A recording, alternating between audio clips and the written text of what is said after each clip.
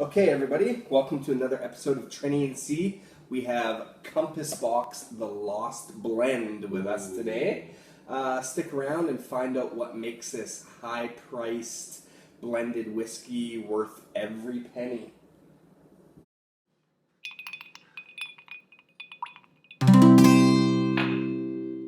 Trinity and C, drinking whiskey, describing all the flavors for you and me. Irish, Scotch, bourbon, and rye. If they like a bottle, they'll tell you why. Okay, we got Compass Box Lost Blend. The Lost Blend, sounds like an Indiana Jones movie. Yeah, it's, well, it does have some magic to it, that's for sure. Some movie magic. I think right away, let's just pour this badass. Yeah, If I can get it open. start off, it's a pretty cool box. Apparently this box is covered in lost items, and I think I recognize the Titanic off the top. Beyond that, I can see that there's keys on there. Yeah. You lose your keys. Yeah. There's a shoe. You lose your shoe. Yeah. Your watch, your glasses, etc. I'm pretty sure they found the Titanic. Yeah, maybe it's not lost anymore, but Yeah. it was Was for lost. a while. Cool. Can we take that down since it's so... There we go.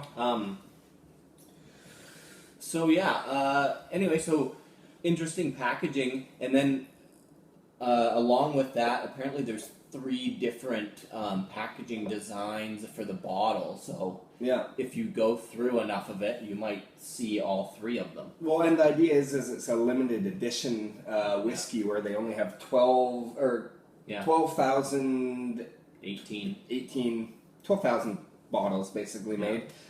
So they kind of make it unique to every individual label, which is kind of interesting. And I guess after 12,000 bottles, this production run will end and it'll be lost again, as they say. Yeah. So Compass Box makes a big variety of different blends out there, and this one specifically uses 3 different blends. And what's so cool about Compass Box as a product is they tell you everything that's in it, the percentages of everything. So there's some Klein-Elish in this, there's some Coela in it, and Alta Bane, and it tells you the exact percentages. Yeah. Pretty interesting. It is interesting stuff. So, as per usual, we're going to do color, nose, taste, finish, and viscosity. So we'll just get right into the color here. Yeah. Color, these guys also, because they're so transparent with everything that they put into the product, there's no chill filtration, and it's a natural color. So Beauty. With this guy, right away, you can tell it's quite light in color, which tells me it's been aged in a bourbon barrel, because usually if it's in a sherry barrel, it's a little bit red.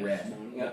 And this is probably like a very pale blonde or light straw is probably the best way to describe it. Bottled at 46%. Yeah, That's bottled at another 46%. positive thing. So everything's hitting all the check boxes with this one. So on the nose, I get like this light salt, kind of lemon, honey, sea salt thing going on.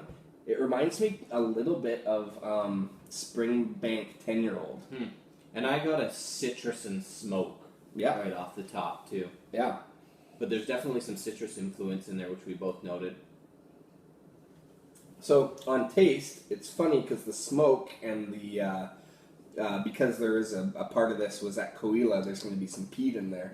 You can definitely taste it, but it's not so intensely overpowering. The other Highland malt flavors come in quite nicely too. Yeah. With the herbal sage and the lemon and all that. And it arrives with some heat though. Like I definitely get that little boom right up front. Okay, yeah, you're there. Yeah, you can tell it's 46%. But it almost has more heat than a typical 46%. Like I don't know. I just felt the heat right away, and it wasn't a pepper heat. It was like that kind of like an alcohol heat, a punch.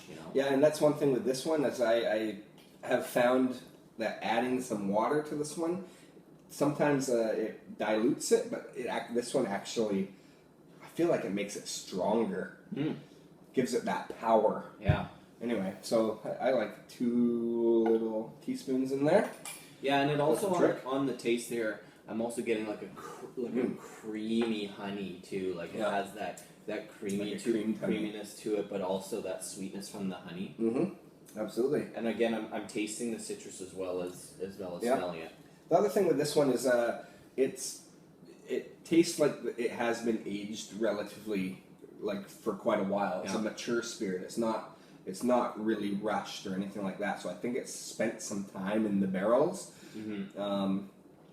Anyway, it's working on all levels for me. Yeah, it has a maturity to it, and like I'm just jumping back to the nose a bit, but you can tell the bourbon influence. Yeah. You know. Yeah. So it again, like I said, it takes water, makes it a little bit more full. But we should say too that an interesting thing about it is that it doesn't taste like a blend. It tastes like a single malt. Yeah, I mean the difference between this blend and say a Johnny Walker Red Label, well, that's being a little unfair because they're 2 totally different things. So even say the Black Label, which has some single malts in it, this just tastes like it's actually a single malt. Yeah, it tastes like that. That's how it came out of the barrel. Yeah, so the master blenders at Compass Box know exactly what they're doing, and they're just good ratios. Good ratios, and they're just interesting. They're always experimenting, doing different things.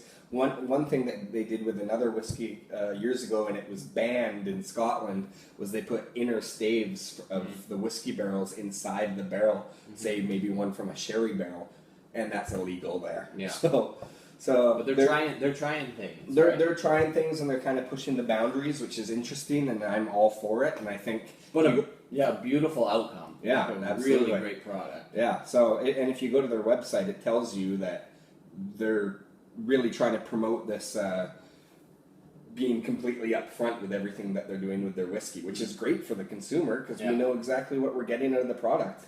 But I guess lower quality products want to keep that information down, right? They don't want it to be out there that what's in their product. In a world of non-age statement whiskeys, this is kind of maybe pushing the envelope and stepping on some toes, but for sure. But again, what a great product that's coming out. Finish. Finish. I personally found, so again with the smoke and the peat and the honey and things like that, it does linger for quite a while. I found the finish actually kind of similar to the Highland Park 10-year-old because it has that honey heather slight smoke going on, which I really like. And I felt like it really because it came in kind of hot and then it definitely mellowed out on the finish. And just sticking with that citrus theme, I kind of got a hint of grapefruit on the end there too. So, but it does have that smoke and oak going for it, right? Definitely has the smoke and oak, for sure. Picking up the oak, again, some of those bourbon influences, but it's just really well balanced. It is a well balanced. Well balanced, consistent, and just mellows right out there. Yep. Like a great finish on it. This is definitely what we call moreish, where when you finish a glass, you definitely want some more. But having said that, you could spend some time with this one and get new flavors and smells because it's quite dense, and that kind of goes with the viscosity. I found it it clings to your palate, and it's there for a while, but it is absolutely delicious. Especially add some water to it.